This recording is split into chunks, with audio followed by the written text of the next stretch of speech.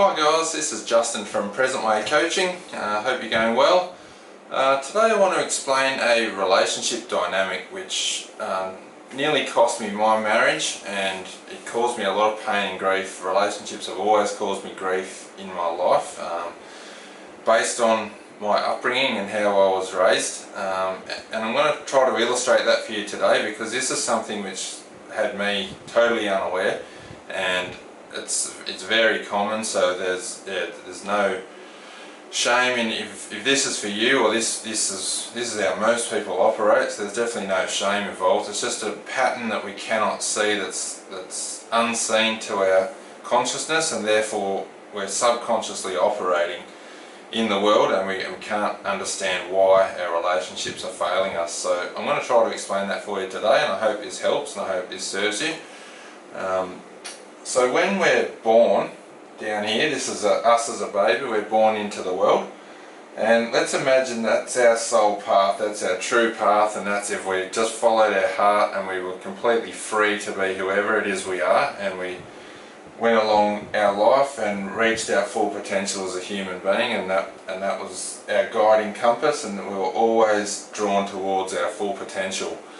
That sounds wonderful, and it is possible to do that. However, when we're unaware, we don't know that's who we are, and we don't know that we have every right to follow our true path.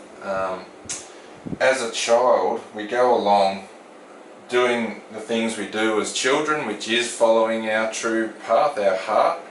But as we're met with resistance in our life, so let's say for example we're going along as a child, as a baby we get our needs met. It's usually as we're going through and we start to push the boundary on our parents of things that we're trying to do, that we want to do, and then quite often our parents have their own subconscious way of operating, and when we go along and we do something, say for instance you're playing a game and you start to get noisy or loud in the house or whatever, your parents are going to say to you something along the lines of, let's say, this is an example, it may not actually have happened for you, but I'm guessing it did, is that you're being noisy in the house, and then your parents say, calm that down, calm down, and they say it in a tone and in words that sound to you like you're doing the wrong thing, you're not being who your parents want you to be. So in that moment, because we don't know who we are, in our body as a human child, it feels uncomfortable. That energy in our body feels uncomfortable, and because we don't cognitively know what's going on, we don't know in our mind what that means, we give it a meaning, and the meaning we give it is that what I'm doing is wrong, or I'm bad, or I'm not doing the right thing, or this is not what I do for love. Some story we tell ourselves, and we suppress that energy because it feels uncomfortable, and we write a story in our mind that I can't operate like that, I need to operate in this way, and that's how we create a subconscious program, or a program for operation in our mind that comes from that event. Now, so when we do that, we actually start to change who we are in truth, and we start to operate in a way that pleases our parents, that we're going to get love and get positive feedback, because our mind is trying to always avoid pain and seek pleasure. So by doing that, we store a little bit of emotion, a little bit of energy, we trap it in the body, and we carry on. And as a children it's not so bad, because every time this happens we store a little bit of energy, but as kids we've got heaps of energy and there's no problems. But as we go through our life and through school and through our teenage years, and then early into our adult, early 20s, and starting to expand in the world and go into workforce, and getting a girlfriend or a boyfriend or whatever our situation is, we go through life, and because we're still unaware of the truth of who we really are as a human being, we're still under the influence of conditioning. So as we're trying to fit into society, fit in with our school friends, fit in with our work colleagues, fit in with our girlfriend or our boyfriend, or seek approval, to seek love, we're still operating under this illusion that I need to be someone or be something or do something or act a certain way in order to feel love. Because when we operate outside of that and we get a negative reflection, or we get a reflection from the world and it feels negative in our body, we give it the meaning that we are doing something wrong, that we are not enough, that we are not good enough, or some story of that nature. So we go along our life, and as we go, this emotion, this pain, every time we do that and we tell ourselves this story that we're not good enough, or we need to act this certain way, or we need to be this for that person or something else for some other person, we're actually trapping that uncomfortable feeling in our body, and this starts to build up a reservoir in our energetic body of unprocessed emotion, unprocessed energy. Basically it's just energy, but the more we push this down and go through our life, we gather this emotion in our body. And as we go through life and get to a certain point, life starts to become very sluggish or slow for us, or we've built up so many conditions in our mind of how life needs to be in order for me to be okay, that all of this emotion and this stored emotion is things that we've pushed away that we don't want to look at, and therefore it's holding us back. It's actually creating the way we operate in the world, because our whole way of being in the world now is to avoid that pain. We don't want it to come back up, because that energy is always trying to express itself through us, because we couldn't just experience it and let it go in the moment. We've stored it, so now we've got all of that negative emotion stored in our body. And as we go through life, because it was originally uncomfortable to feel, we now don't want to look at it, and we don't know this is what we're doing. This is all subconscious, so it's not your fault. But subconsciously we don't want to acknowledge that pain. We don't want to look at that hurt. We don't want to look at those uncomfortable feelings. We just operate in a way that we are always trying to avoid that, and that's why life starts to become difficult, because we're operating, our way of operating in the world, or the conditions we need to meet in order not to feel that pain, means that our life becomes limited, where we can only operate in a certain number of situations. Otherwise we're going to feel that pain, because life will trigger that pain. So let's say now, for me, I was in my late 30s and 40s when my marriage started to fall apart, and I had this massive ball of emotional pain that I didn't want to feel. Again, back here I was heavily controlled through fear as a child, and therefore I started to please very early on in my life, my mother in particular, because my parents divorced and I lived with my mother. So I became a pleaser, and very quickly started to gather this emotional body of energy stuck in my body as I went through my life. So in my late 30s and 40s I was now married, had a couple of kids, and this pain, I was constantly trying not to feel it. I was doing everything in my life not to feel this pain. And again, this is all subconscious. It's not that you're deliberately trying to do this, but subconsciously we avoid pain. So everything we think we're doing in the world for a good reason or a good purpose, or helping this person, or doing this for my wife, or this for my kids, it's all to be someone, so that I don't have to actually look at the parts of myself that are going to cause me pain. If I be true to myself and actually say what it is that I need to do, I run the risk of having this feeling again of not being good enough when I did this as a child. So let's say now, back here, I was just before 30 when I met my wife, and I had all this emotional baggage in my body that I'm unaware of. It's completely subconscious. I'm not aware of this. And now I'm going to show you now what happens in this universe. One of the universal laws of the universe is that similar vibrations attract similar vibrations. So now when we get into a relationship,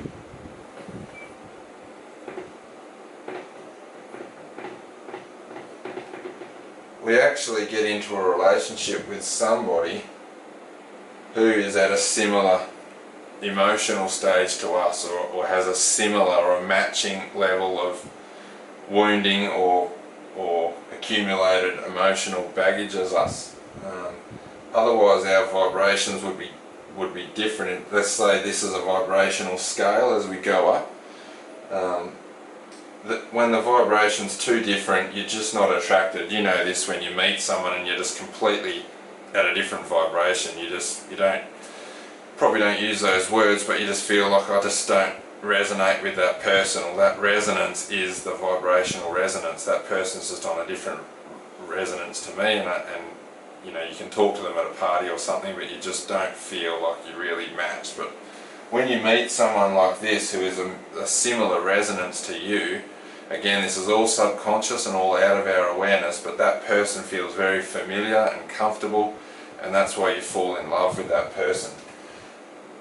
So they've got their own emotions and their own wounding going along.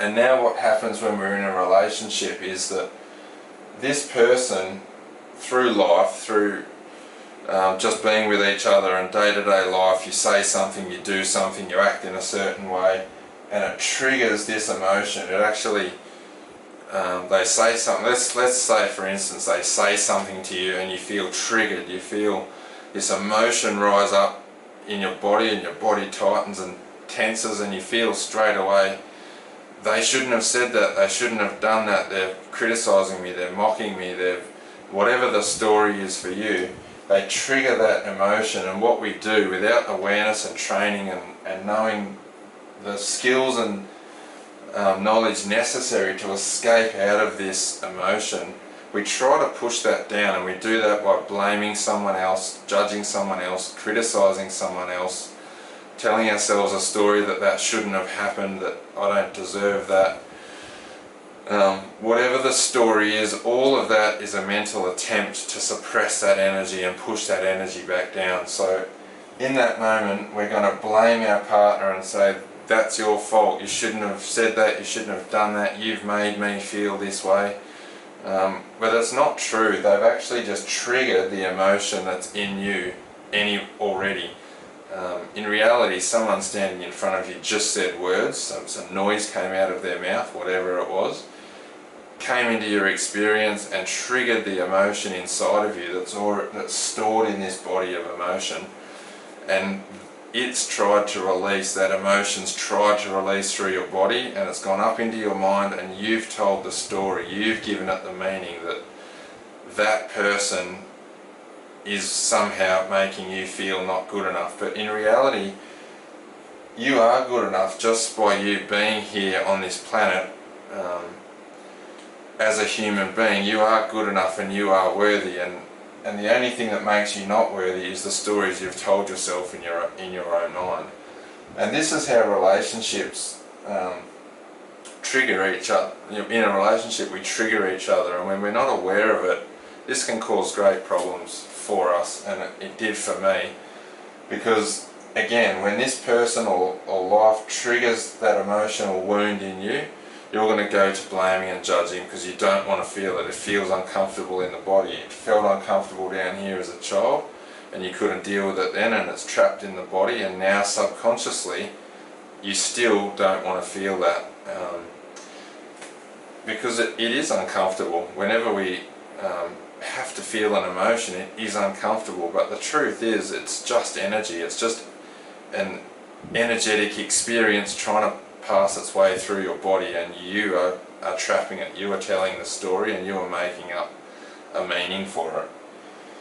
So without the awareness, we're going to blame and criticize and judge and we're trying to hold on to that energy. We're trying to push it back down, and we're going to make this person feel worse about themselves through judging and blaming, which is only going to then cause them to hold on and push down their own energy. So that in effect is going to make this bigger, and in the process you're going to make yours bigger as you keep triggering each other. This is why relationships fall apart, because without being willing to release that energy, your emotional baggage gets bigger and bigger and bigger until one day you both look at each other and say, I'm done, I've had enough of this, I'm walking out, I can't deal with this anymore. But the truth is, you're going to go to your next relationship and just attract someone on a similar resonance. You haven't actually solved anything. You might be happy for a little while in the new relationship when it all feels, you know, fantastic at the beginning, when you're both acting your best, but very soon you're going to find yourself back in this situation. So the key to healing and the key to healing a relationship is to take full self-responsibility for how you're feeling. And this is the way my wife and I have worked our way out of this, and our relationship's fantastic now. So we were hanging by a thread, and we're basically on the doorstep of divorce. We had 2 young kids, and I came from a family of divorce, and for me it was an incredibly painful part of my life. But thankfully my wife didn't leave. She gave me an opportunity to grow and become better, and she's the same. She's committed to her own growth. And to take full self-responsibility, it means when we're triggered, we realise and we recognise through education and through having our own coach that this is what's happening and this is the process. So now that it's in your awareness, we can be triggered. We can, in that moment that we're triggered and you feel the emotion rise up, we can take a deep breath and get back into calming our nervous system down and releasing the energy. So we actually have to let that energy go. And how we do that is exactly that. We get triggered, we feel that emotion, and we breathe and we soften our body and we consciously relax our body so our body can't trap and hold that energy anymore. And this feels uncomfortable. It's practice, and it takes time, because initially every part of your body wants to suppress that energy. You've been doing it for so long that that's just the way you operate. So this is definitely practice, and it'll take you a little while to get the hang of it, but once you do, that's how you free yourself. And every time you free that energy, this becomes a little bit smaller. So as we go now, that gets smaller and smaller, and as the weight starts coming off, the emotional weight starts coming off, we can start to rise up and our energy starts to rise up. And this is where your energy comes from, is the life force energy flowing through you. You're not trapping it anymore, you have access to more energy. So every single time you're triggered, you release more and more, and you just get closer and closer to the truth of who you are, and you become freer and freer in the process. And as you do this and you change your dynamic in your relationship, this distance here now, this separation, because you're now vibrating at a different level and your partner's vibrating at a different level, you both feel that distance, and that is going to cause either your partner to recognise that you're happier and freer, and they'll start to say, you know, they'll start to modify their behaviour and start to be more honest and real with you in their relationship, and they'll start to do their work, and they'll then start to rise up as well as they start to release theirs. Sorry, my pen's running out here, but they'll do that. Or the other thing that'll happen is that they just will not be willing to change. They can't change, and you'll end up vibrating completely differently, and unfortunately the relationship might end, but that will ultimately be the best thing for you anyway. And at that point you can leave in love and say, look, we're just on a different path here, and I love you, and I wish you all the best, but for your own growth and well-being you need to separate. But my experience with this is that happens way less than the alternative, which is you both start to grow. Because what happens is, as you release this energy, release that emotional baggage and start rising up, your partner does the same, and then this distance here gets shorter and shorter, and you actually start to grow closer and closer. So if you can imagine, that's the distance between the two of you there when you're really struggling. But then as you go through this, let's say fast forward a couple of years or a year or however long it takes, I don't know how long it takes for each individual person, because this emotional baggage that we carry is different for each person. But as we go through life and do this work, you then, once your partner's doing the same and you're vibrating at the same level,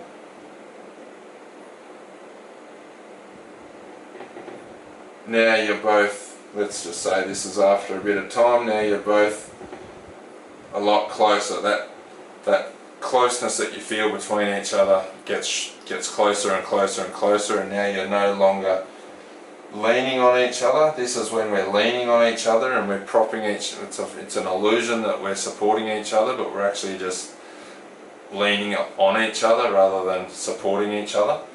But in this scenario here, we're actually both standing straight, and we're both living our authentic life, and in that situation you're now there to support each other in a healthy way rather than leaning on each other, which is an unhealthy way. So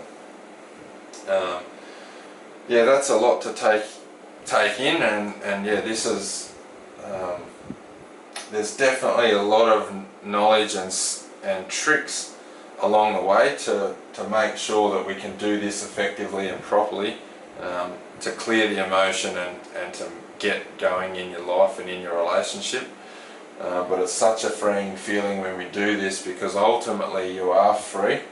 The only thing holding you back is these conditioned stories that you've told yourself that you're not good enough and you're not worthy, and I know that's absolutely not true. Every single person is worthy of love, because that is who you are. Your true nature is love, and it's only the fact that we don't know who we are initially that we create these stories. So, hopefully that helps you guys, and yeah, it's certainly been, this is definitely what I've needed in my life to resurrect my marriage. And again, I can say that my marriage was on the footsteps of divorce 3 years ago, and now it's a very different story with my wife. And yeah, by doing this work, which is simple, it's a simple process of being triggered and being willing and courageous enough to feel that uncomfortable feeling. And if you want to experiment with this, and again, this is something you need to experience for yourself, but